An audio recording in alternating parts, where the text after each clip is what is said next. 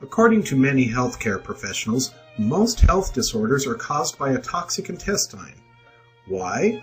Simply because the tradition of eating and drinking foods rich in preservatives, white flour, sugar, fats, tobacco, alcohol, and even the air we breathe cause an accumulation of fecal material in the intestinal walls.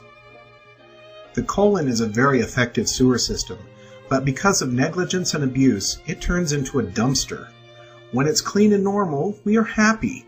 Let it clog and it will distill poisons, fermentation, and putrefaction, poisoning the brain, the nervous system, the heart, the lungs, the blood, the digestive tract, and ultimately the whole body. Imagine what would happen if you didn't brush your teeth for 5 months. What would happen to your mouth? Imagine if you didn't shower for 5 months, 10, or even 20 years. What would happen to your body? That's what is happening to your body on the inside, in your intestinal system. Did you know that 8 in 10 people carry parasites, worms? If you don't believe it, read the book written by Dr. N. Louise Gittleman, Guess What Came to Dinner? In addition to parasites, most people carry between 3 to 25 pounds of fecal material, excrement, and garbage in the colon. Did you know that a piece of meat rots faster in the colon than if you left it out of the refrigerator? We live in the chemical era.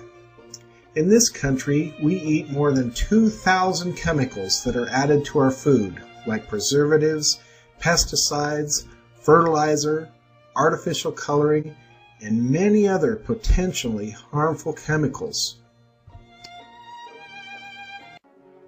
Did you know that approximately 40% of the antibiotics used in this country are used by the livestock industry? And when you eat a piece of meat, you may be taking in antibiotics that may damage your immune system. In other words, the body's defenses. And the chicken that you buy at your supermarket may contain hormones that may cause imbalances in your body's own hormones. It is becoming very clear that death begins in the colon, and if you don't cleanse your intestinal system, you are slowly committing suicide. The accumulation of fecal material may create a state of putrefaction that may result in many illnesses such as diabetes, inflammation of the liver, constipation, fatigue, overweight, wrinkles, premature aging, infections, high blood pressure, physical defects, high cholesterol, weak lungs, bad odors, rings under the eyes, headaches, migraines, cancer, and skin problems such as psoriasis, acne, and many more.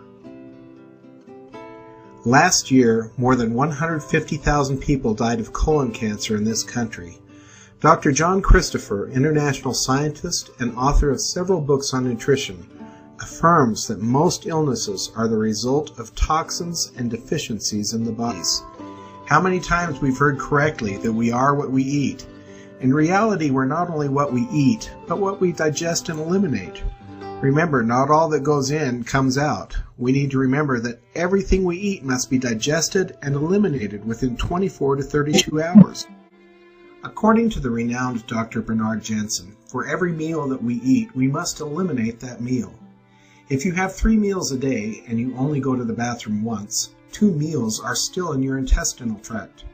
Multiply this by months and years, and you can imagine how many toxins and the garbage that is still in your colon.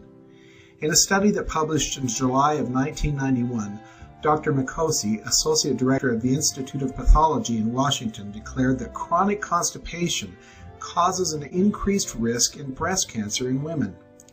Remember that the body will not heal itself unless it's clean on the inside. Feeding a dirty body with medications and food is like eating from a dirty plate.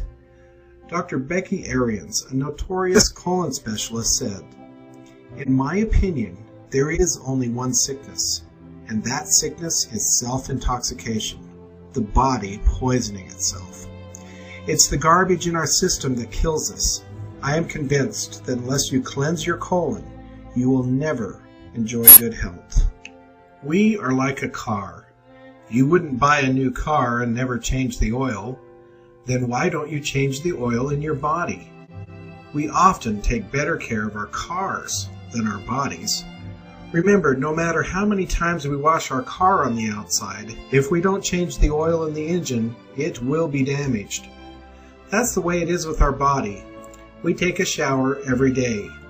We get cleaned on the outside, but it never occurs to most of us to clean it on the inside. If we want good health, this must change.